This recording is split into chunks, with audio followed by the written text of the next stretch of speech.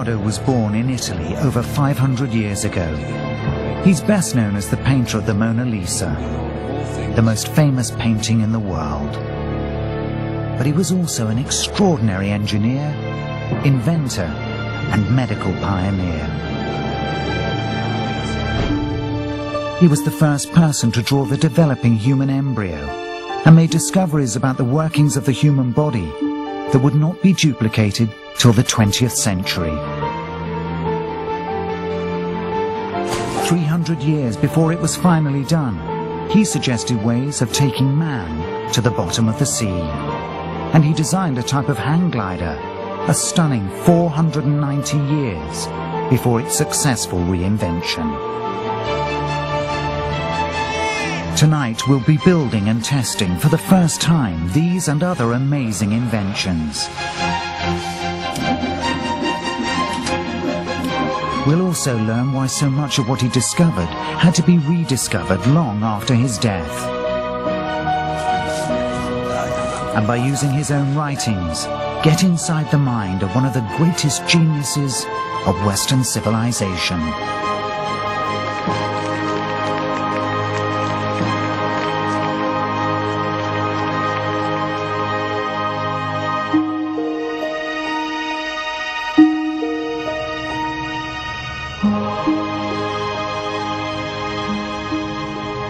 People have asked me over and over again, is this the greatest genius of all time? And I say, yes, he's the greatest genius of all time. Well, what about Newton? What about Einstein? Well, it's easy to point out that Newton's genius was in a particular area, that Einstein's genius was in a particular area. But there's nobody like Leonardo.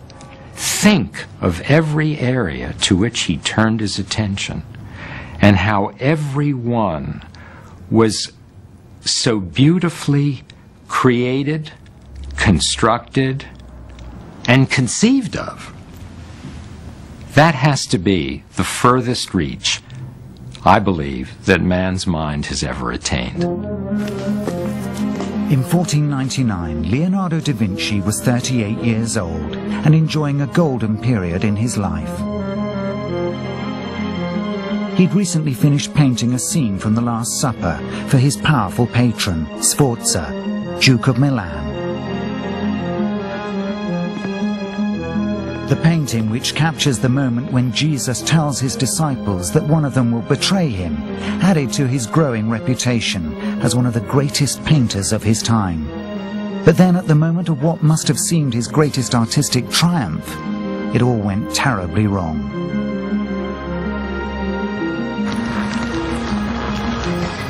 The French invaded Milan. Leonardo's patron was imprisoned, and Leonardo was forced to leave Milan in search of work and money. Oh, this is how fortune works, Eli. The wheel turns, and those who are briefly at the top are flung again to the bottom. The Duke has lost his estate, his fortunes, his freedom.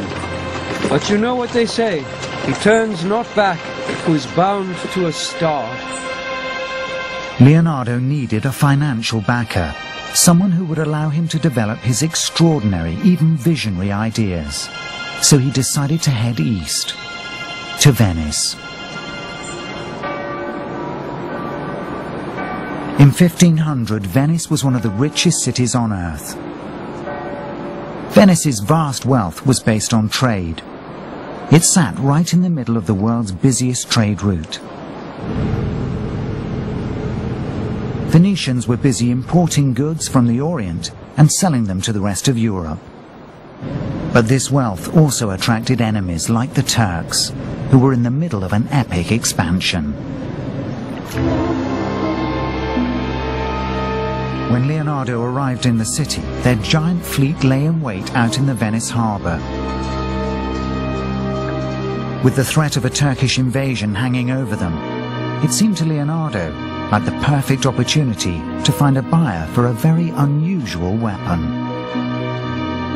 So he came here to the Council of Venice, not as a painter, but as an inventor.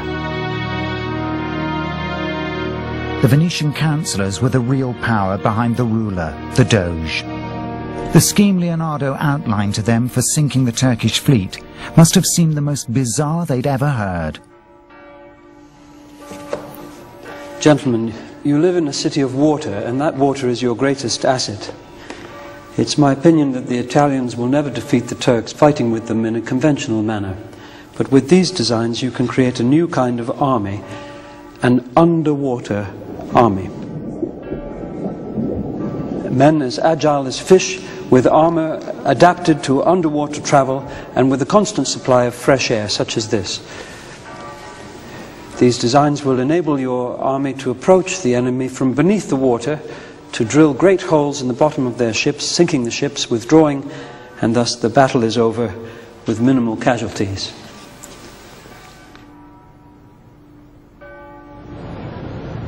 I'm always fearful describing my methods. Men will rush to make the ocean floor yet another field of battle. So why do you go before the council? The Turkish fleet lies just off the Venetian coast. What is one to do? And will they try so bold a scheme? I doubt it. They'll probably think I'm quite mad. There's no doubt that Leonardo's idea of a crack squad of underwater divers was pretty far-fetched and full of practical problems. But if it had been tried, might it just have worked? Could Leonardo have mastered the problems of underwater diving hundreds of years before anyone else? We decided to find out.